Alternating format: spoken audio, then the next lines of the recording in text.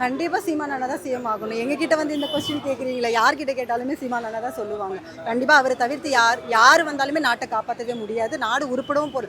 பாதி கிட்டத்தட்ட இப்போ முன்னாடி சகோதரி பேசின மாதிரி தான், முக்கால்வாசி மூழ்கியாச்சு. இன்னும் கொஞ்சம் தான் அதை காப்பாற்றுற ஒரே மனுஷன் சீமான் அண்ணா மட்டும்தான். எப்படின்னு கேட்குற கொஸ்டினே தப்பு. நீங்கள் அவர் பேசுகிறத கேட்டாவே நம்பிக்கை சின்ன குழந்தைக்கு கூட வந்துடும். ஃபார் எக்ஸாம்பிள் சொல்லணும்னா, ஒரு உதாரணத்துக்கு என் பையன் இருக்கான். அவனுக்கு வந்து 12 இயர்ஸ் தான் ஆகுது. 12 வயசு பையன். அவன் வந்து ஒரு விஜய் ஃபேன், தீவிர ஃபேன். எனக்கு அவனுக்கு ஒரு ஆர்கியூமெண்ட் நடக்குது. நான் விஜய்க்கு தான் ஓட்டு போடுவேன், நான் பெருசானாலும் விஜய்க்கு தான் ஓட்டு போடுவேன், நான் விஜய் ஃபேனு. என் ஃப்ரெண்ட்ஸ் எல்லாம் விஜய்ன்னு சொன்னான். ஒரு 5 நாளைக்கு முன்னாடி ஒரு காணொலி பார்த்துட்டு என் குழந்தை அழுதுட்டு இருந்தான்.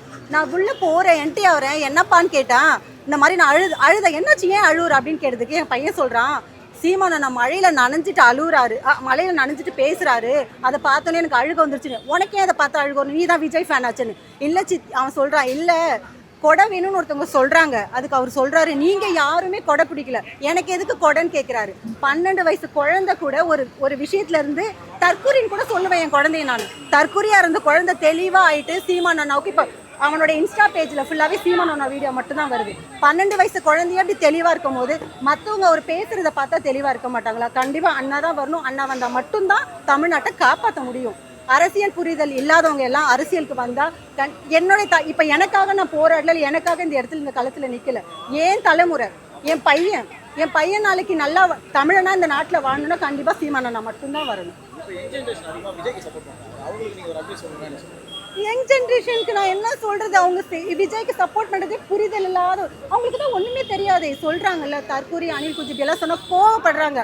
தயவு செய்து கோவப்படாதீங்க, அதுதான் உண்மை. ஏன்னா புரிதல் இல்லாத ஒரு அரசியல். அது என்ன சொல்றது, அது ரசிகர்கள் தான் தவிர்த்து யாருமே அரசியல் புரிதலோட போயிட்டு இப்போ என்ன பண்ணாரு, இவன் 2000 ரூபாய், இவர் 2000 ரூபாய், இவர் 2500 ரூபாய், 500 ரூபாய் இலவசம் ஏற்றினாரு. அதுதான் நடக்குதே தவிர்த்து அரசியல் புரிதல் விஜய்க்கே கிடையாது. அப்புறம் எப்படி விஜயோட ரசிகர்களுக்கு இருக்க போகுது? ரசிகர்களாக மட்டும்தான் இருக்காங்களே தவிர்த்து அவர் சிஎம்மாக வந்தால் இப்படி சார் ஒரு நேற்று ஒரு காணொலி பார்த்தேன். நான் விஜயோடைய பொம்மையை கொண்டுட்டு வந்துட்டு பிரச்சாரம் பண்ணுறாங்க.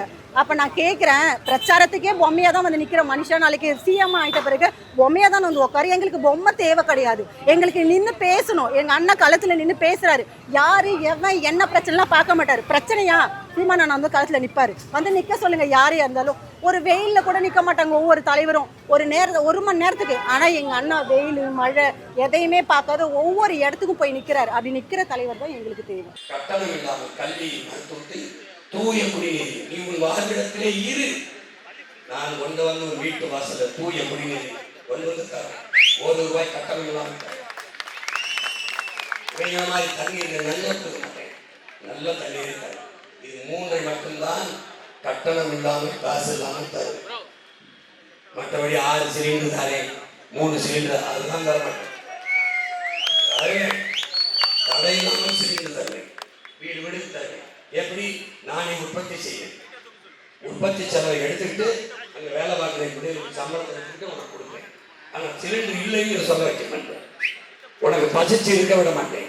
ரேஷன் கடையில் போய் நிற்கிறது இல்லை, அரிசியில் பருப்பு இல்லை, அந்த உளுத்து போன கேடு கட்ட அரிசியை உனக்கு போட மாட்டேன். ஏன்? நானே விவசாயி மாட்டேன். படித்தவன் படிக்காத எல்லாரும் அவசரம். வேலை இல்லைன்னு எவனும் சொல்ல மாட்டேன். சீட்டாடுறது, வெட்டி அப்பான் மரங்க போட்டு தண்ணியை போட்டு சுத்துறது, பச்சை மட்டை வச்சு கழுத்து ஒடுக்கமான நாடாது. வாழ்ந்தவங்க டாஸ்மார்க் எடுத்து கூட்டி போட வேண்டாம். இந்த 50,000 கோடி இழப்பு, அந்த காசு வேண்டாம். பால் 3 லட்சம் கோடி இருக்குது. மாடு வளர்த்து பால் வளர்த்து இந்த இழப்பை அதில் ஈடு இருக்குது. 3 லட்சம் கோடி எங்க இருக்கு, 50,000 கோடி சாராயம் இருக்கு. இது சாகடிக்கும், உயிரை எடுக்கும். பால் பொருளா, பால் உயிரை கொடுக்கும். எந்த பக்கம் நிற்க? நான் பால் பக்கம் நிற்கிறேன், நீ எந்த பக்கம்? பாலா பொண்ண சாராயம் பக்கமா, பால் பக்கம் நிற்க போறேன். நான் இந்த பக்கம் நிற்கிறேன். எங்கே வரப்போறேன்? எங்கே வரப்போறேன்? இலவசம் சொல்லி உன்னை ஏமாத்துற பக்கமா? தரமாட்டேன். கல்வி, மருத்துவம், தண்ணீர் 3 தான் தருவேன். அதுக்கு தாராளமாக தருவேன்.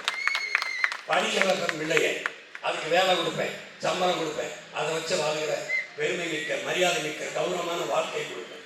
5 குடும்பத்துக்கும் கையெழுதி தெரியாத, மானத்துக்காக உயிரை விட்ட கூட்டணி மானங்களுக்கு போய் பிச்சைக்கார போயிட்ட கையேந்திர. நீ அவன்கிட்ட கையேந்திர, இப்போ வந்து அவன் உடனே ஓட்டு பிச்சைக்கு கையேந்திர. யோசிச்சு பார்த்து போடு, யோசிச்சு பார்த்து மாறு.